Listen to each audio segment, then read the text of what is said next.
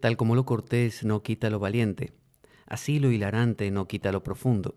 Y dado que la vida es un juego, aquí comienza La espada de Damocles, la ficción más real que puedas concebir. La espada de Damocles es un programa que por mera falta de objetividad cree ser diferente. Personajes mitológicos salidos de los más profundos avernos, leyendas escabrosas y sin sentido, curiosidades inquietantes e inútiles, historias antiguas malversadas por nuestra incapacidad de entendimiento y cuentos carentes de profundo significado.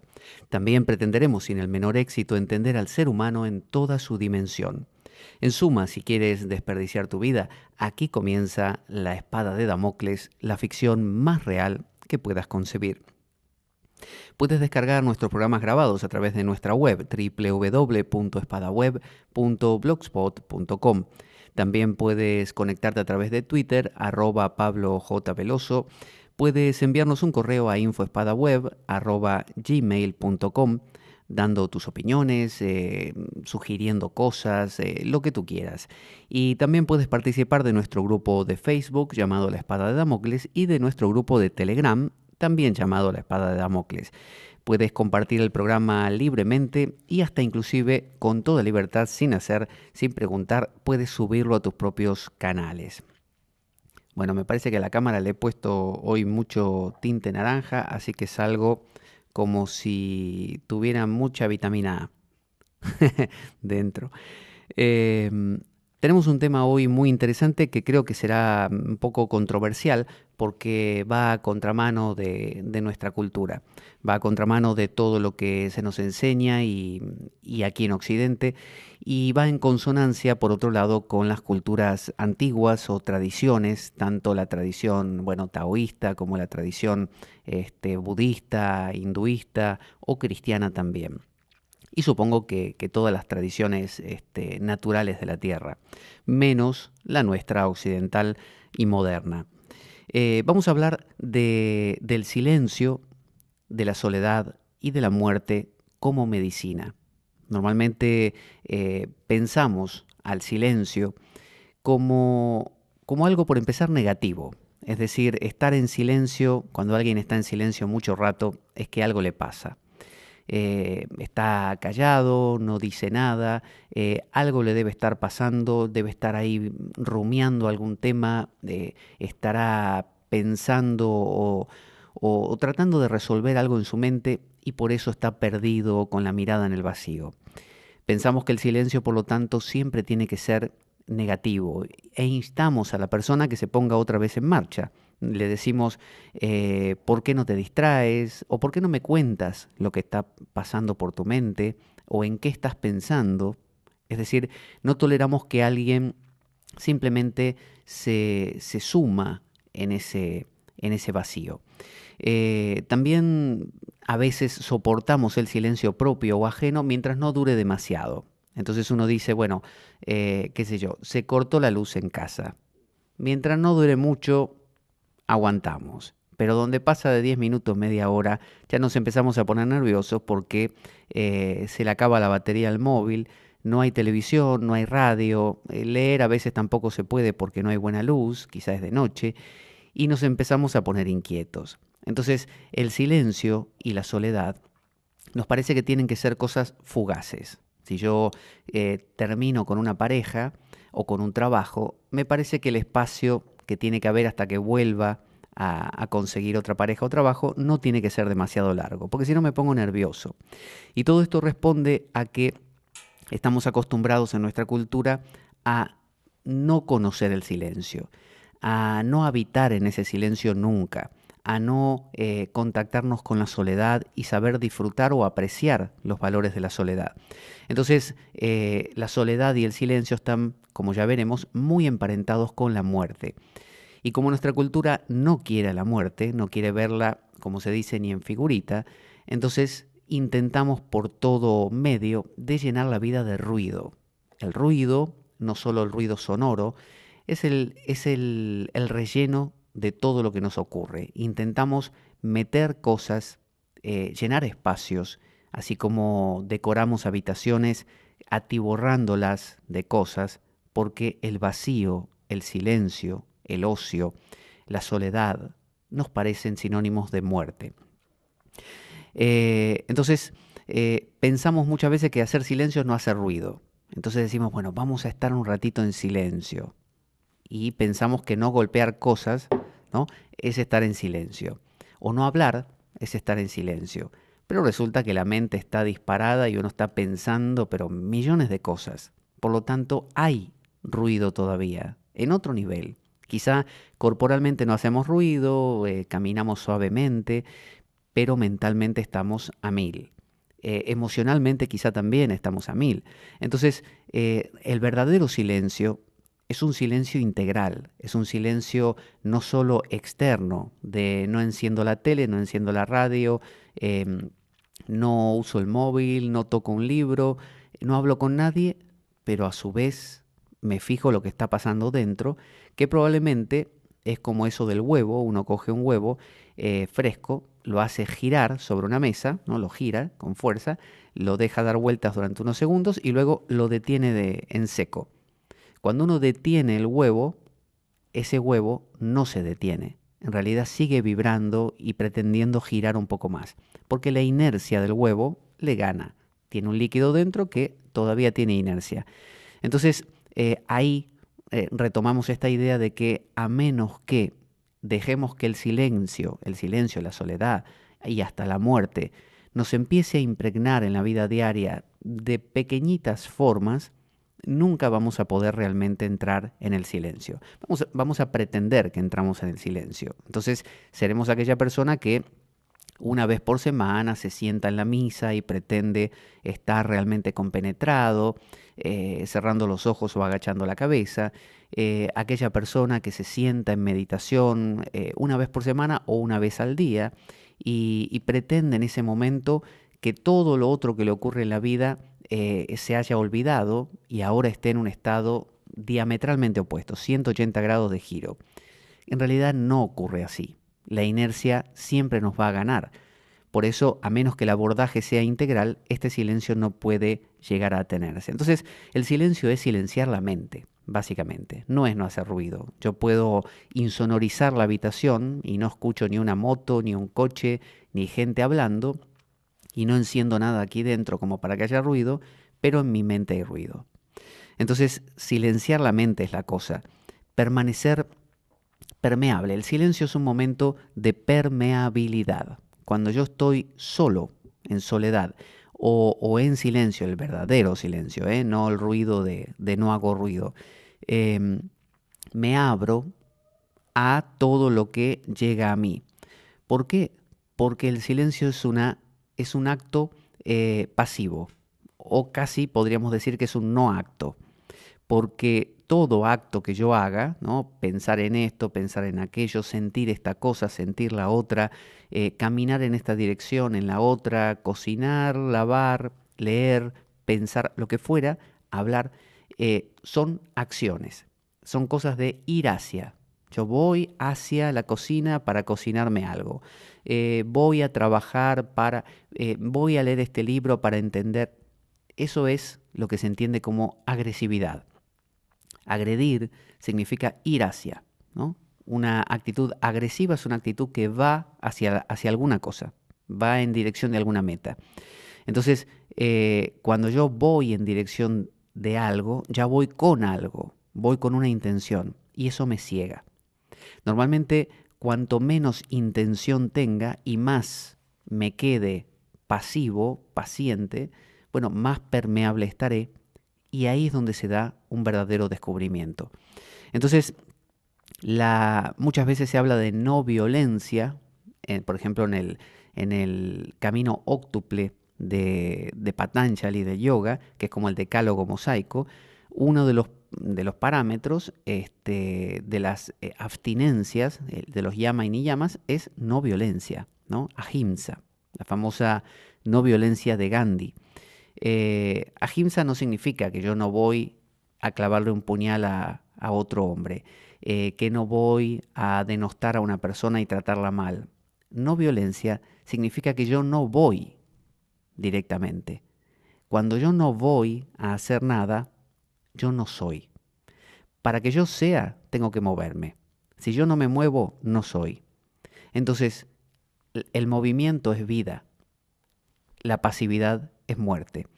Entonces, cada vez que yo me pongo en marcha y digo, bueno, hoy ya soy Pablo, Pablo que hace algo, porque sé que estoy moviéndome y por lo tanto me contrasto contra el fondo. Por ejemplo, si yo esta mañana me levanto y me vengo aquí a la biblioteca y dejo a mi familia en mi casa, sé que yo no soy mi familia, porque mi familia se quedó ahí y yo vine. Entonces, mi movimiento me permite diferenciarme de mi familia y ser alguien. Entonces, si yo no me moviera, yo no sabría si soy mi familia o no. Necesito hacer algo diferente al fondo para saber que soy distinto. Entonces, todo lo que yo hago, la agresividad, el ir hacia, me crea. El no hacer me mata, digamos, me disuelve. Entonces, todo silencio, toda soledad, toda inacción, ¿no? Es morir. Y ahora vamos a ver la importancia de este morir y en qué momento de la vida es que es tan crucial. Normalmente cuando hay agresividad, digamos también, hay repetición. Si yo voy hacia, ya dijimos, me ciego, porque yo ya voy con un propósito, voy a coger este vaso con agua. Por lo tanto, ya tengo una idea en mente que me pone en marcha y ya no escucho al vaso. No escucho si el vaso es muy sensible y lo tengo que tratar con cuidado. No escucho al vaso a ver si me dice que es muy pesado y tengo que aplicar mucha fuerza. Yo ya vengo con una acción determinada, predeterminada. Entonces, de la misma manera, si yo realmente quiero conocer a una persona, tengo que ser paciente y pasivo, entrar en silencio, en escucha. Si yo soy agresivo, sí, la voy a mover a la persona. Ven que te ayudo, ven que te llevo, ven que te curo, ven que te escucho, ven que te... Pero no voy a escuchar realmente qué necesita. Entonces, puede que meta la pata. Entonces, toda nuestra cultura es una cultura agresiva, es una cultura violenta, pero no entendamos violencia como estar pegando puñetazos. Violenta en el sentido de llena de propósitos, llena de motivaciones, llena de ideas preestablecidas. Por lo tanto, nos la pasamos intentando actuar sobre las cosas. Y como nunca nos damos el tiempo, porque no fuimos educados para eso, para parar y ver, la acción que aplicamos nunca la podemos corregir. Entonces, si yo, por ejemplo, voy por un camino y hay un pozo y me caigo, a menos que yo me vuelva permeable y me tome un momento y diga, momento, a ver, antes de salir del pozo, ¿qué pasó? Bueno, venía caminando. ¿Y qué sucedió? ¿Cómo llegué aquí? Bueno, había un agujero, no lo vi y me caí. Me golpeé y aquí estoy dentro del pozo. Vale. ¿Y cómo tendría que hacer para que no me caiga la siguiente vez? Bueno, mirar hacia abajo, por ejemplo. Bien. Todo eso ocurre porque yo me quedé un momento en el pozo, tomé conciencia de la situación, me permití que la situación venga a mí y me cuente algo, y no simplemente saltar del pozo, seguir mi camino y al día siguiente caerme igual. Entonces, nuestra cultura tiene una recursividad infinita. Nuestra cultura repite las mismas cosas infinitamente porque no tiene la habilidad de corregir, porque no tiene la habilidad de oír. Jamás paramos, siempre hacemos y siempre tenemos esa actitud muy bien retratada en George Bush, hijo, que decía el ataque preventivo, ¿no? Siempre ataquemos antes, por las dudas, vayamos nosotros en pos de la cosa, antes de que la cosa nos hable a nosotros, a ver si lo que nos dice no nos gusta. Entonces, las tradiciones religiosas en general solían o suelen tener técnicas que ayudan a apaciguar, a entrar en ese silencio. A veces son concentrativas, como quien repite un mantra, una letanía o alguna oración, y otras veces son contemplativas, simplemente estar en silencio. Ambas cumplen una función de adormecimiento, de monotonía, ya sea por repetir lo mismo una y otra vez, o repetirlo envuelto en un ritual de ritmos adormecedores, o bien porque simplemente estamos ahí. Y ese estar ahí, al estar en un estado de no estímulo, no estar generando estímulos, nos adormecemos. Y en cualquiera de estos casos, entramos en silencio, nos volvemos permeables, porque las cosas ahora sí las vamos a escuchar, antes no. Antes estábamos yendo hacia la cosa. Si yo quiero, por ejemplo, siempre doy el ejemplo, regalarle algo a una persona y yo digo, bueno, fulano, vamos a regalarle algo porque, no sé, cumpleaños. Pum, compro algo, esto para fulano, toma. Eso es agresivo, porque yo le estoy implantando algo que quizás no me tomé el tiempo a escucharlo y ver si esto le gustaba. Quizás no bebe agua.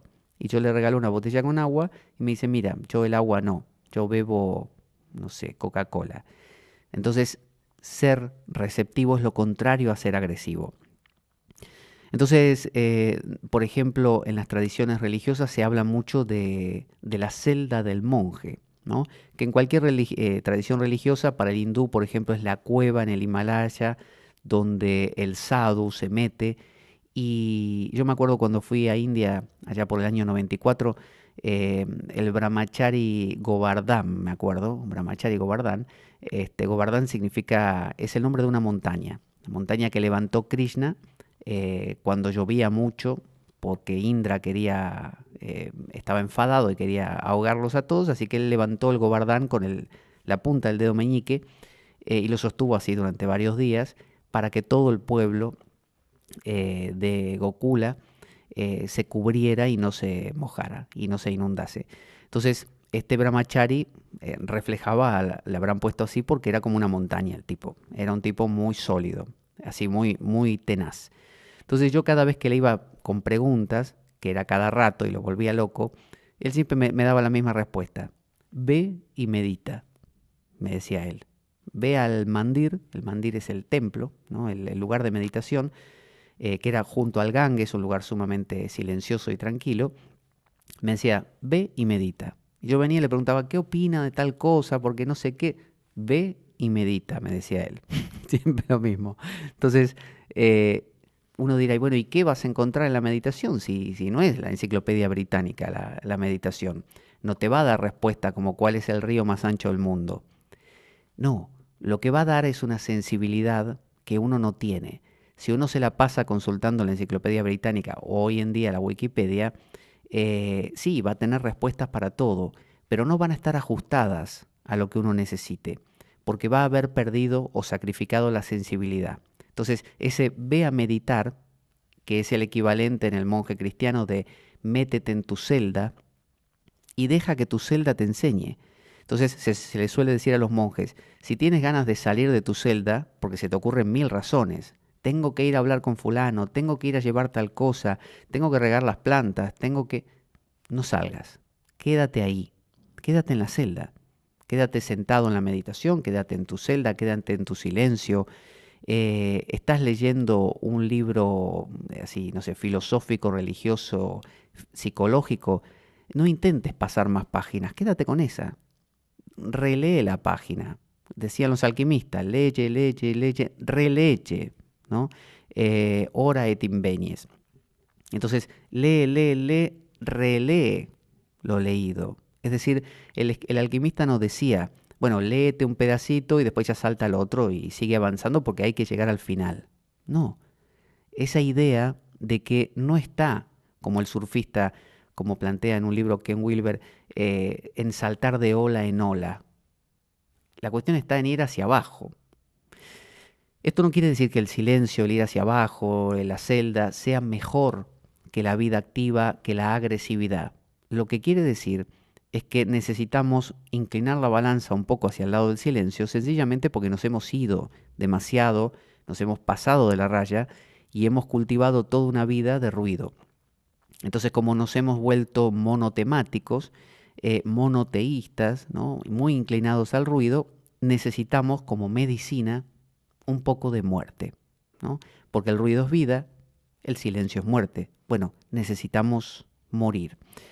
Em, entonces, la celda es un lugar para resolver problemas. Acuérdese, la celda, la caverna de meditación, pero también la meditación, también la lectura comprensiva. A mí cuando iba al colegio de pequeño, la maestra nos decía, ahora vamos a hacer lectura comprensiva de un texto. ¿Qué quería decir? Que no podías ir a toda velocidad y pretender que ya lo leíste. Tenías que después explicar qué entendiste. Por lo tanto, tenías que ir muy lento. Entonces, eso era la lectura comprensiva. Eh, Entonces la celda es un lugar del que no hay que salir, hay que quedarse ahí. Y es un lugar para, como decía Siddhartha, el personaje del escritor alemán Hermann Hesse, que decía que yo sé o tengo tres virtudes, le decía él a Kamala, a una mujer muy poderosa y rica, que era la que podía emplearlo, ¿no? Entonces él le decía, yo sé hacer tres cosas. Yo sé contemplar o meditar, esperar y escuchar. Y uno dirá, bueno, si tú vas a presentarte a un trabajo hoy en día y en tu currículum pones que sabes hacer esas tres cosas, lo más probable es que no te tomen. Porque hoy en día lo que se valora es una persona justamente que a veces se pone agresiva, emprendedora, con metas claras, ¿no? Con ganas de crecer, con ganas de mejorar. Es decir, todo lo que es ruido, que no está mal, está perfecto, solo que ruido solo es un problema, como también sería un problema si hubiéramos inclinado toda nuestra cultura al silencio. Entonces estaría yo diciendo que hace falta ruido, pero no es el caso. Entonces el silencio no es valioso por sí mismo, es valioso como medicina. Recuerde la diferencia entre medicina y dieta. Yo puedo tomar una medicina porque tengo una enfermedad determinada y luego no la tomo más porque me curé. En cambio la dieta es lo que yo voy a comer el resto de mi vida. Entonces tomar una medicina por el resto de la vida, porque sí, ya curado, es innecesario y hasta puede enfermar. Eh, entonces, por ejemplo, en los evangelios hay el episodio famoso este de Marta y María, que estaban con Jesús, y Marta estaba cocinando y haciendo cosas en la cocina con mucho ruido, y María solamente lo miraba embobada a Jesús. Entonces Marta le dice a Jesús, dice, dile a mi hermana, a María, que me ayude en la cocina, porque yo estoy aquí a 10 manos y ella está ahí como que se le cae la baba mirándote a ti. Y él le dijo entonces, Marta, dice, María ha elegido la mejor parte y por eso nadie se lo quitará. Entonces, ¿qué es mejor? ¿Ser Marta o ser María? Ser una persona sumamente activa como Marta, que obviamente hace que la comida esté lista, que la casa esté ordenada, que el mundo funcione, o ser María, donde todo está en calma, uno entra en la interioridad, sabe estar en el silencio, en la soledad. Bueno, cualquiera de las dos, por eso son hermanas, es un desbalance. Necesitan estar las dos. Entonces, vuelvo a decir, si nuestra vida tiene mucho ruido, hace falta un poco de María. Bien entendido, ¿eh? Y por otro lado, si nuestra vida tiene mucho de silencio, necesitamos un poco de Marta. Como nuestra vida suele tener mucho ruido, lo que necesitamos generalmente es María. Y por eso solemos acudir al retiro de meditación, vamos al gurú tal, vamos al retiro espiritual no sé qué, porque necesitamos esa descompresión. Entonces,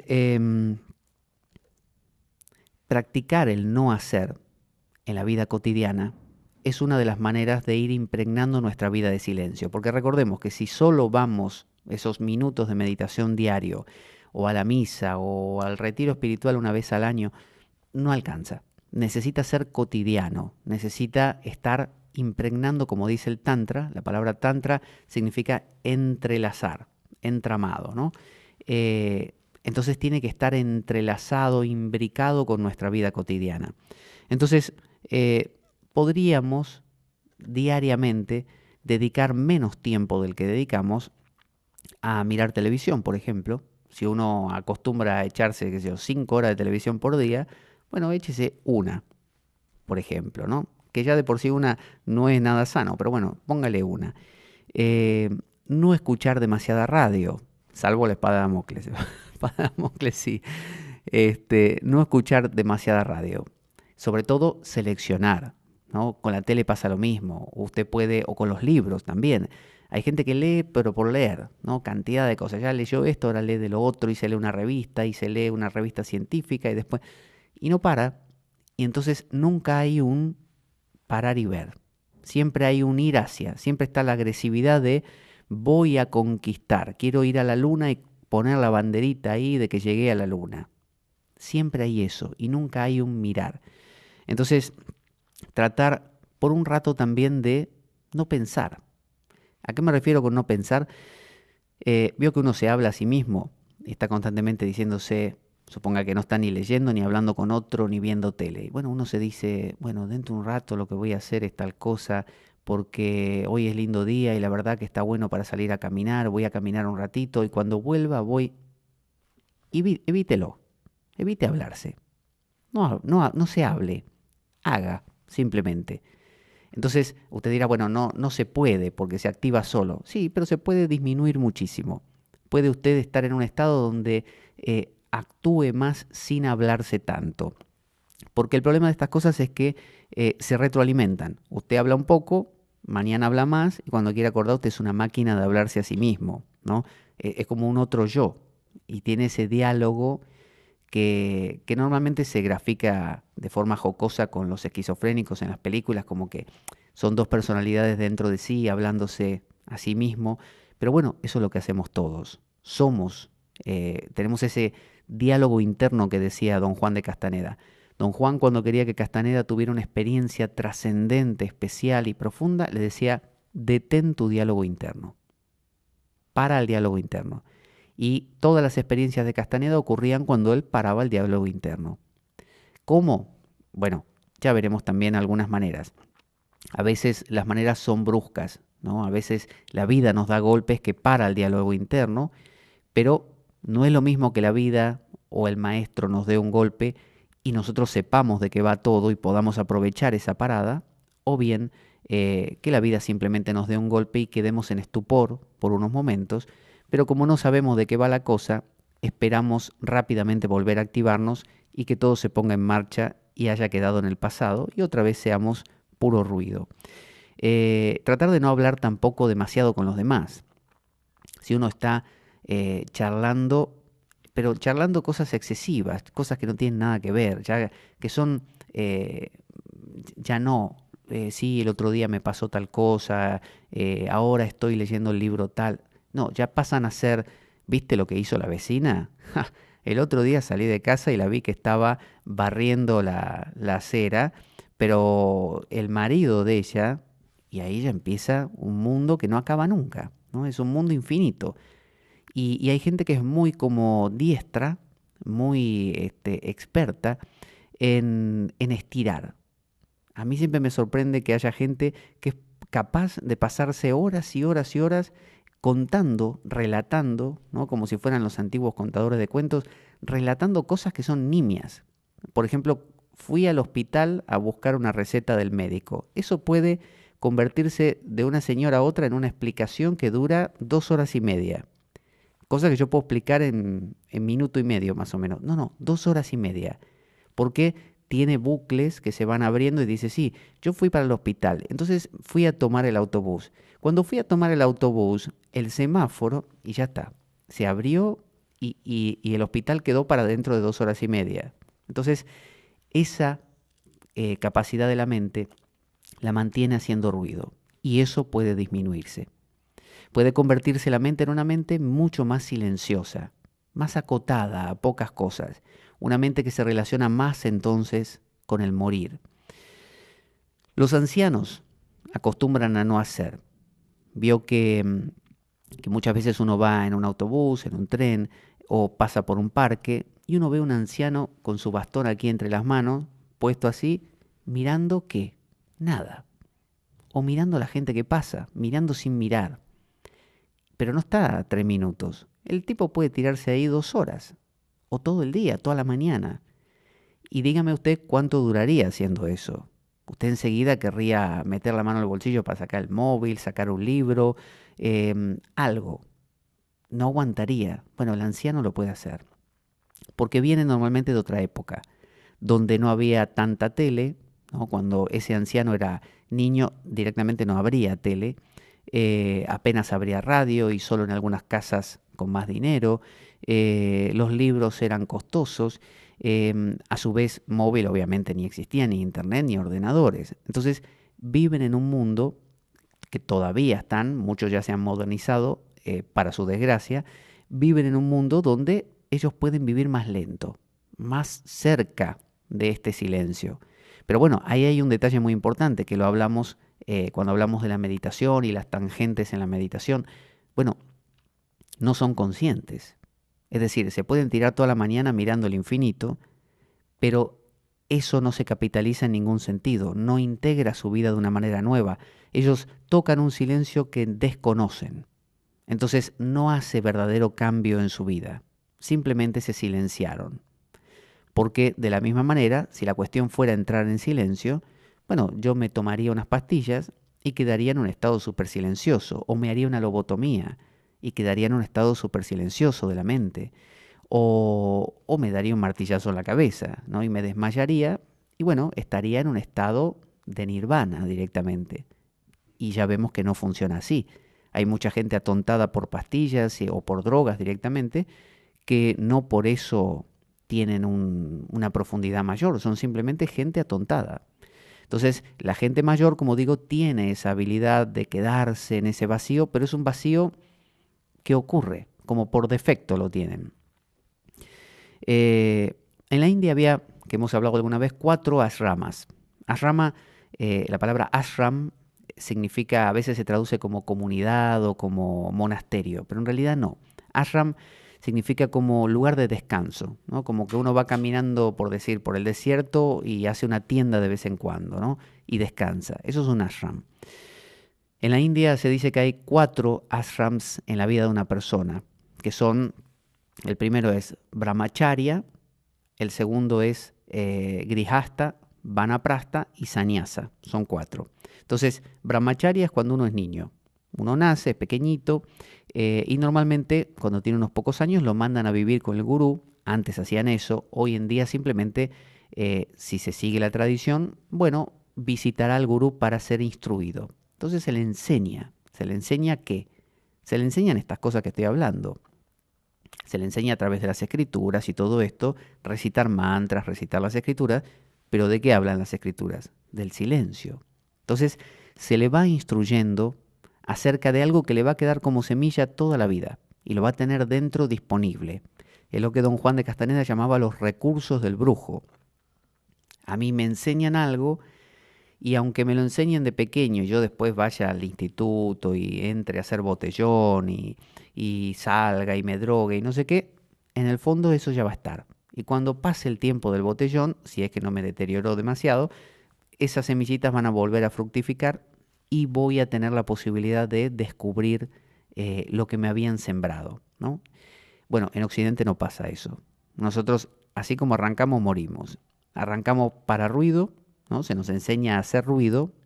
Al niño se lo lleva al lugar de comidas rápidas, al cine, a que juegue, a que esto, a que vaya, a viajar y Disneylandia y no sé qué. Y después pasa de eso al instituto y pasa de eso a trabajar y a usar el dinero que gana en el trabajo para más diversión, y que viajo y que me divierto y que me entretengo y que salgo con mis amigos y deportes de riesgo. Y cuando me jubilo y soy anciano, quiero seguir haciendo lo mismo, el cuerpo ya no me da, tengo enfermedades, no puedo ni caminar, hago pis por la noche 40 veces, pero igualmente quiero seguir escalando la montaña, seguir haciendo cosas, porque ¿qué otra cosa voy a hacer? Si a mí nadie me enseñó nada, no fructifica ninguna semilla sembrada porque no me sembraron nada. Entonces, envejezco de una manera totalmente tortuosa, intentando que no me pase lo que me pasa, pero igual me pasa, e intentando regresar a algo que no puedo regresar. Entonces, en la India primero se le enseña al niño, brahmacharya. Se le siembran esas semillas, se le habla del ser, del silencio, de la meditación, ¿no? De otras cosas. Luego viene grihasta. El tipo se casa, ¿no? Le buscan a veces son esos matrimonios arreglados o lo que fuera, pero se casa. Ahí entra en la vida matrimonial, entra en el ruido. Ya el brahmacharya implica ruido porque es un niño y juega y se divierte. Se le van sembrando las semillas del silencio, pero no se le pide que entre en silencio al niño. Todavía. Se le dan toquecitos, se le muestra la meditación, pero no se le dice esto es lo que vas a tener que hacer toda tu vida. No, se le dice te vas a casar, vas a tener hijos, vas a tener un trabajo, vas a buscar artha, que es crecer en la vida, ¿no? Y kama, ¿no? Artha y kama son los dos elementos del grihasta. Kama es el deseo, es decir, Vas a divertirte, vas a pasarlo bien, vas a hacer el amor, vas a, no sé, crecer en tu trabajo, ganar dinero, tener fama, harta. Esas dos cosas van a estar presentes en tu vida de grijasta. O sea, ruido, mucho ruido. Pero claro, es joven, tiene salud, tiene fuerza, tiene pujanza. Y la naturaleza le pide ruido. A un niño no se le pide silencio. La naturaleza quiere que el niño sea curioso, inquieto, activo, mucho ruido. Y al joven también. Luego, en la India es cuando te salen las primeras canas. Digamos que en la longevidad que había en ese momento en la India, cuando te salían las primeras canas ya te quedaba poco. Hoy en día te salen las primeras canas y uno tiende a vivir bastante más. Así que digamos que el tiempo no sería ahora cuando te salen las primeras canas, sino que dale unos años más, ¿no? No sé, 10, 15 años más. Y si no, yo ya estaría en ese estado hace rato. Y entonces vanaprastha es lo que viene, que significa que dejas tu trabajo y te vas a vivir al bosque con tu esposa, no con tus hijos. Los hijos quedan a cargo del negocio familiar. Entonces, ahí las semillitas empiezan a fructificar. Ese silencio que ya conociste al comienzo vuelve a aparecer y gracias a que está ahí es que se puede meditar, se puede. Y esto es algo que no se perdió nunca, porque aún el grijasta, el casado, hace su puya, su adoración ritual, su meditación diaria, visita a su gurú, además de kama, del deseo, además de artha, conseguir sus metas. Por lo tanto, lo mantiene vivo. Él sabe convivir con el silencio y con la soledad, ¿no? A la vez. Entonces, cuando llega a Vanaprastha, no es raro para el tipo, no es que dice, ¿qué es esto? Yo no me quiero ir a vivir al bosque, yo quiero seguir acá. No, no, no. El tipo lo acepta, le parece normal. Y luego, hacia el final de su vida, ya directamente hasta deja a su esposa y se convierte en un sannyasi, ¿no? Que es la última etapa de la vida, que es la de monje itinerante, digamos, ¿no? La esposa puede hacer lo mismo o regresar con los hijos y quedarse con ellos, pero también puede hacer lo mismo. Hay sannyasis mujeres en la India. Eh, Esto implica un deshacimiento total, porque la etapa anterior, Vanaprastha, implicaba, bueno, vivir en el bosque, pero con una casita, con otros que hacían lo mismo, como si fuera una especie de comunidad renunciante. Bueno, en este caso no. Ahora es a la buena de Dios, a lo que te pase. Es decir, estas dos últimas etapas son una preparación para la muerte. Son una especie de ir metiendo la muerte en tu vida cotidiana para que te acostumbres a ella y que cuando llegue el momento de la muerte no sea un "¡Ah! ¿Qué está pasando aquí? No me quiero morir". No, sea justamente un más de lo mismo, un deslizarse. En nuestra cultura lo que nos pasa es que nosotros no tenemos estas cuatro etapas, que las dos primeras son apuntar a la vida, al ruido, y las segundas dos son al silencio. Nosotros tenemos una sola etapa, que consiste en ruido a tope, ruido. Entonces, claro, cuando llega la muerte, que ya se va previendo con el deterioro corporal, los achaques y todo eso, la muerte es el enemigo más grande, porque es lo contrario a lo que yo sé hacer e hice siempre, y es lo peor que me puede pasar, y me molesta, y además le temo. Pero imagínese que usted ya lo hubiera incluido, ya hubiera soltado su trabajo, sus cosas, sus responsabilidades, sus afectos, ¿no? Sus memorias, hubiera ido soltando el hablarse a sí mismo, la televisión, la radio, los libros. Ya está, es muy fácil, es un desliz simplemente. Me deslizo dentro de la muerte. Es lo que se llama la mortificación. Fíjese qué feo nos suena a nosotros mortificarse. Decimos, no, ¿cómo mortificarse? Vamos con la vida, hay que apostar a la vida, como a la muerte. La mortificación, que tiene miles de formas, entre ellas esta clase de vida, por ejemplo, de renunciante, la vida monacal, o bien esos momentos de silencio que podemos agregar en nuestra existencia, esa disminución del ruido. Bueno, todo eso es mortificación. No es solamente darse con un látigo en la espalda y decir miserere mei, peccatoris. No, eso podría ser también como el sadhu que decide levantar un brazo y tenerlo 40 años levantado y se le seca y no le sirve más. Eso también es mortificación, pero no necesariamente es de lo que hablamos. Entonces, lo que nos ocurre en nuestra cultura es que muchos ancianos, de estos que digo que están mirando al infinito, vegetan esperando la muerte. ¿Qué es un anciano en nuestra cultura? Es un tipo que ya no puede hacer ruido porque no le da. Entonces lo único que hace es intentar hacer el mayor ruido que pueda, reuniéndose con los amigos en el bar, jugando al dominó o a las cartas, haciendo un paseo de monte hasta donde puede, hablando y discutiendo de política, hasta que un día se murió. Y nada más, no hay más. Eh, entonces la mortificación es un morir antes de morir. Es la medicina, no la dieta. La dieta implicaría que uno coma muerte toda la vida. No, eso es un exceso. La medicina es que uno vaya metiendo a la muerte, ¿no? El memento mori. Recuerda que vas a morir. Que uno dice, no, qué cosa fea. No, no pienses en la muerte que la llamás. Normalmente está esa idea. Uno llama a la muerte si piensa en ella. Cosa un poco ridícula también, porque tampoco es tan radical. De la misma manera uno podría pensar en un piano que se le cae en la cabeza e inmediatamente, si lo pienso ahora, me caería uno en la cabeza. Y no necesariamente ocurre. Se trata de que sí, al pensar en la muerte empieza a venir. Claro que viene. La muerte, el silencio, la soledad empiezan a impregnar mi vida porque estoy prestándole atención. Pero es necesario prestarle atención.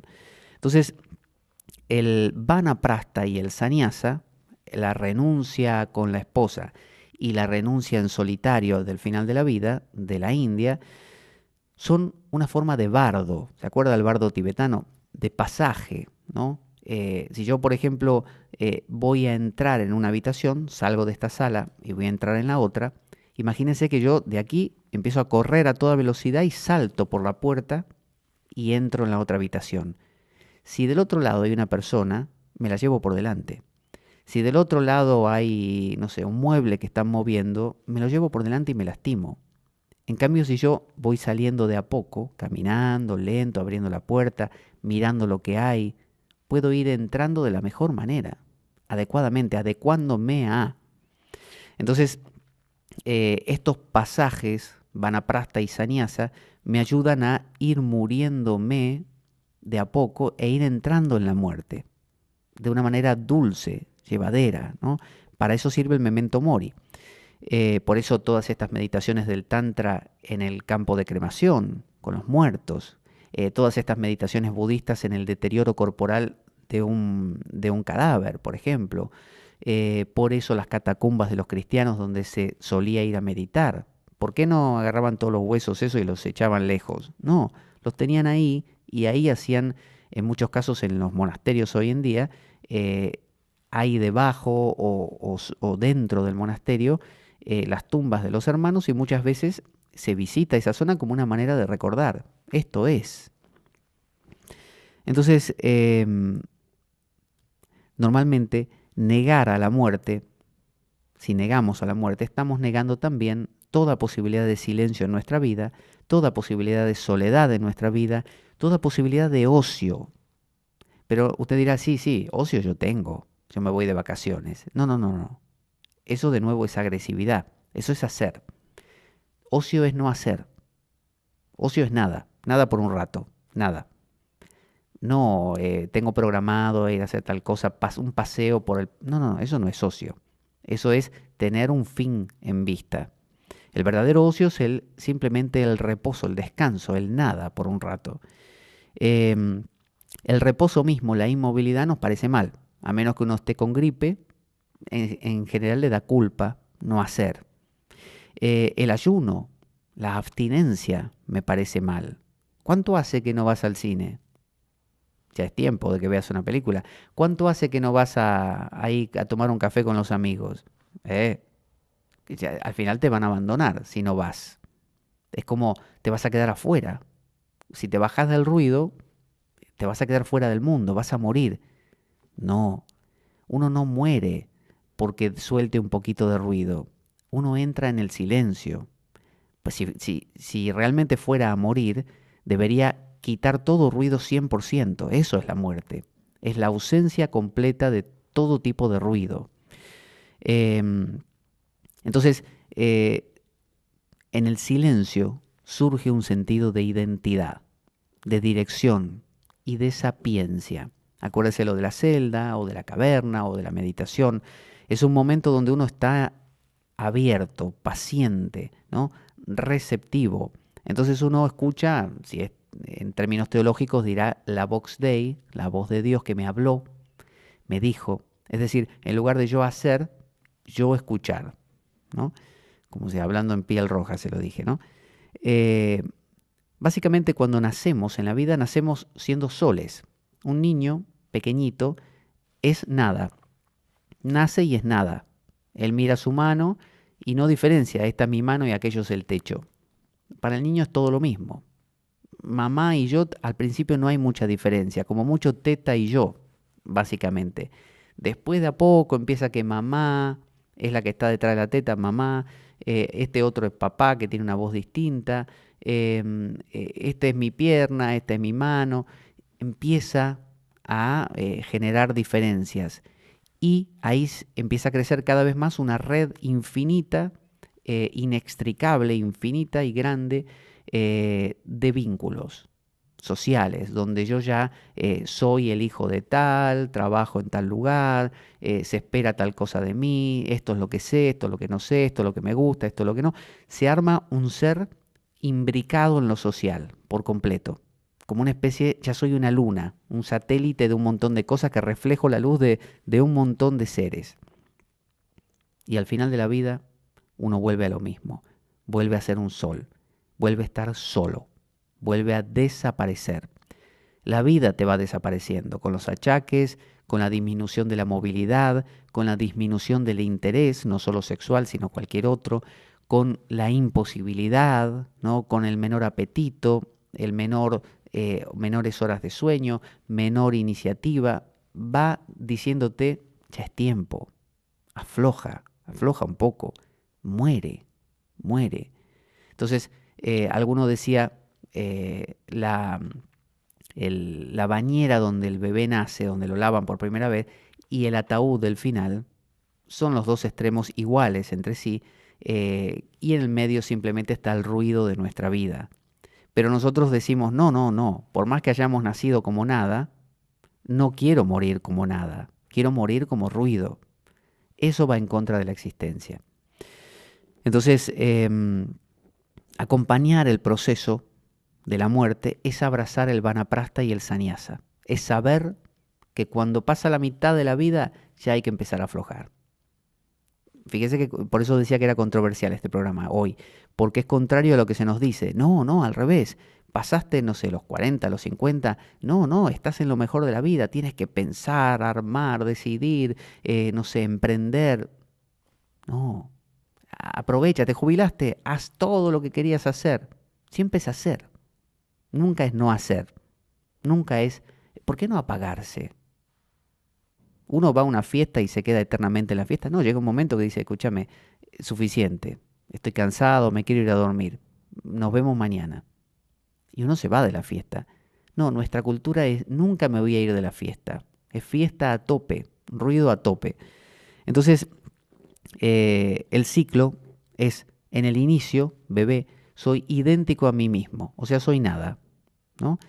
Soy yo, un yo que al no haber un otro, como decía Sartre, esto del infierno es el otro, no hay un otro, no sé qué soy, por lo tanto soy nada, nada. ¿Quién soy? ¿Cuál es mi identidad? Soy idéntico a mí, nada más. Cuando uno se empieza a implicar en la sociedad y crece, ya mi identidad es una identidad colectiva. ¿Quién soy? Soy igual a todos estos. A este que es más alto que yo y por lo tanto me define, este que es más bajo y me define, este que es más inteligente, este más tonto. Esa es mi identidad personal. Al final de la vida vuelve a ser lo mismo. Vuelve a ser, soy idéntico a mí. El anciano tiene menos relaciones, menos conversaciones, menos interés, pero nuestra cultura le dice, no, no, aunque no tengas ganas, charla, aunque no tengas ganas, ve a jugar, no sé, a los bolos, aunque no tengas ganas, sal a caminar con tus amigos, aunque no tengas ganas, mira televisión, que eso te mantiene vivo. ¿Por qué no morir? ¿Por qué no dejarse, pero no la vegetación, ¿no? O el vegetar del que hablaba antes, que es aquel que simplemente se resignó y se deja morir, pero no tiene nada de conciencia de todo esto que estamos hablando, de esta dimensión profunda de la vida. Ese directamente funciona en piloto automático. Ese lo hace por defecto. Simplemente es uno de los que se cansó, punto. Ese no va a tener más trascendencia que esa. Va a ser un anciano vegetando. Entonces, la vejez, básicamente, la vida, lo que propone para la vejez, es que aumente lo monótono. El anciano empieza a repetir las mismas cosas, tiene las mismas rutinas, empieza a apagarse, a parar y a meditar también, a pensar un poco más las cosas. Platón, en su República, decía que esto no convenía para los jóvenes, que los jóvenes había que mantenerlos muy, muy activos, muy con ruido, enseñarles, pero muy con ruido, y dejar esto para los ancianos, ¿no? Para la última etapa de la vida. En cambio, la sociedad actual está homogeneizada, somos todos jóvenes. El niño es joven, el joven es joven, el de mediana edad adulto también debería ser joven o mantenerse joven, y el anciano tiene que ser joven también. Le decimos, mira el abuelo ese, o mira la señora esa que salió en la televisión, no sé, en el noticiario o noticiero. Tiene 90 años y hace yoga, y fíjate qué flexible que es. Tiene 95 años y subió al monte tal. ¿Y cuál es la virtud de, en una etapa de la vida donde hay que prepararse para la profundidad, ir apagándose, convertirse en algo que ya no se es y que ni la naturaleza lo quiere? La naturaleza está dando todas las muestras de que hay que desaparecer y uno quiere regresar, quiere mantener vivo algo, una antorcha que se va a apagar y va a doler más de esa manera. Entonces, cuando una sociedad se homogeneiza, carece de identidad. Si todos los picos del mundo los aplanamos, ya no hay picos. Es decir, el que era pico ya no se siente pico, porque ahora todo es valle, y el que era valle tampoco se siente pico, sino que se siente valle. Entonces tenemos una sociedad donde todos intentamos ser pico, el que le corresponde ser pico porque le corresponde, y al que ya no le corresponde porque necesita serlo para sentirse alguien también. Entonces todos intentamos ser jóvenes. Esa es nuestra cultura. Todos intentamos ruido y estímulo continuo para existir. Por lo tanto, si todos estamos intentando ser pico, todos seguimos a la misma altura. Por lo tanto, hoy en día suele pasar esto de que la madre se viste igual que la hija, entonces no hay diferencia. La hija que es joven se viste de una manera, la madre quiere ser joven también, quiere no perder la juventud, se viste igual. El abuelo a veces, no sé, va al gimnasio y hace ejercicio como hace el nieto y se precia de levantar la misma cantidad de pesa o más que el nieto. Entonces, el nieto, que debería sentirse ruido y joven, no puede sentirse ruido y joven porque ya está el anciano que lo está haciendo y su madre o su padre que también lo están haciendo. Él no siente diferencia, por lo tanto, no se siente joven. Y el anciano y el padre tampoco se sienten joven porque ya está el niño, que de por sí tiene potencia para eso. Entonces entra todo en una especie de fastidio universal de todos queriendo destacarse y nadie pudiendo destacarse. En cambio, en una sociedad heterogénea, con las ramas, ¿no? Con divisiones, donde cada uno exprese un momento de la vida, una cualidad distinta, el joven va a vivir plenamente su ruido, porque va a notar que el anciano es totalmente distinto, que el padre, el adulto, es totalmente distinto. Entonces, cuando a él le toque ser adulto, va a cambiar, su ruido lo va a bajar, y el joven que venga después va a tener la oportunidad de ser ruidoso todo lo que quiera. Entonces, cada uno va a sentir dónde está. Pero hoy en día vivimos en una cultura donde nadie sabe dónde está porque todos pretendemos ser lo mismo, jóvenes, jóvenes eternamente, el puer eternus del que venimos hablando en este programa.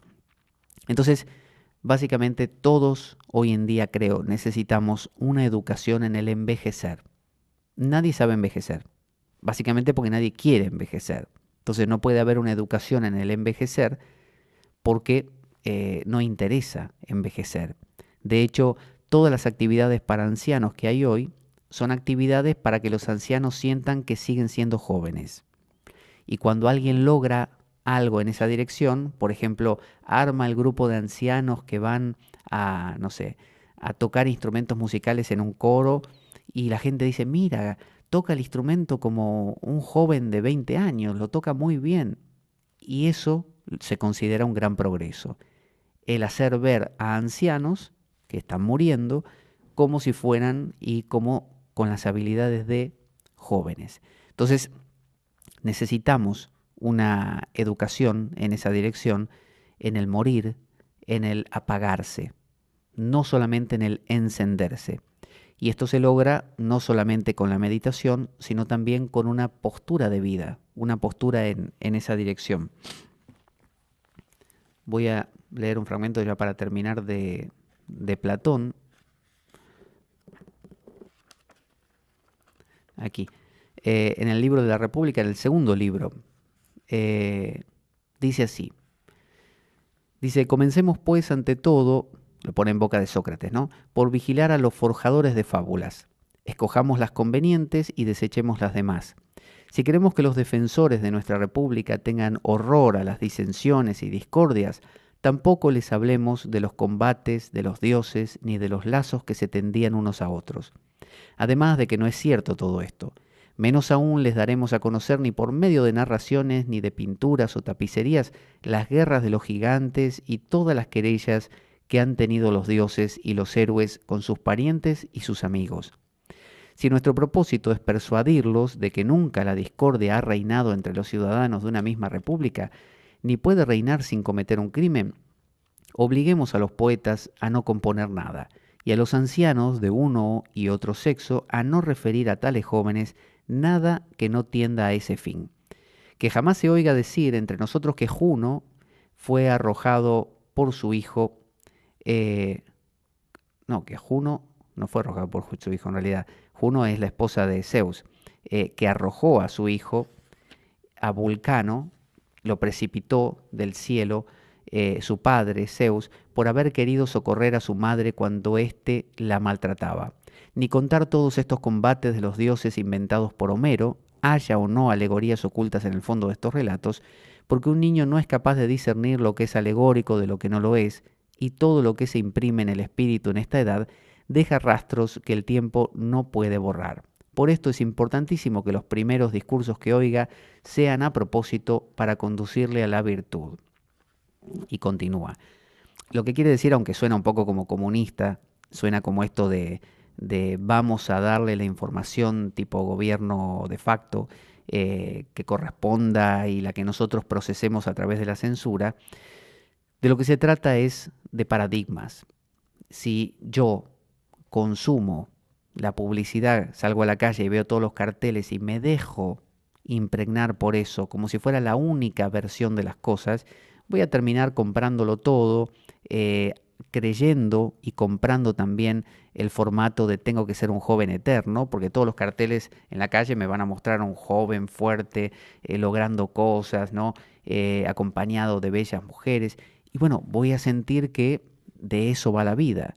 Entonces lo que propone Platón es que podemos elegir las fábulas que decidimos oír, que decidimos dejar que nos impregnen, y ya en la segunda parte de este programa veremos los modos que tenemos para poder acercarnos a esta fábula diferente, que es la, por ejemplo, la que proponen estas culturas como la hindú, en que hacia la mitad de la vida en adelante uno empieza a disminuir la velocidad de su coche para empezar a morir, ¿no? Para empezar a asumirse, ¿no? En la totalidad. Entonces, elegir las fábulas, hemos oído la fábula de sé siempre joven, hazlo todo, tú lo puedes lograr, si lo quieres lo consigues, ¿no? La vejez es una ilusión, tú puedes ser fuerte por siempre y jovial por siempre, tienes 90 años, no importa, ve a la facultad y recíbete de abogado. Entonces, podemos cambiar esa fábula por una diferente que contemple más estos diferentes momentos y encuentre un equilibrio entre Marta y María, una armonía mucho más sana entre estos polos. Hasta aquí vamos a ver hoy. La segunda parte la veremos en la siguiente ocasión. donde profundizaremos, como digo, cuáles son estos modos para poder volcar en la vida cotidiana esta oportunidad de conectarse con el memento mori, con la mortificatio, con la mortificación.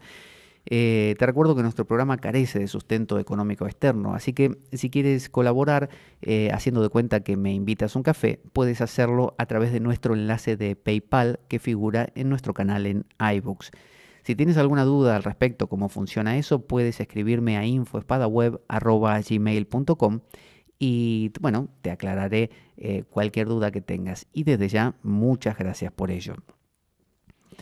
Así que en suma, si quieres desperdiciar tu vida, no, este no es. Y dado que la vida es un macabro juego concebido por una mente perversa, únete a nosotros la próxima vez que escuches las siguientes palabras: la espada de Damocles, la ficción más real que puedas concebir. Buena vida para todos, buena semana y avanti damocleanos. Muchas gracias.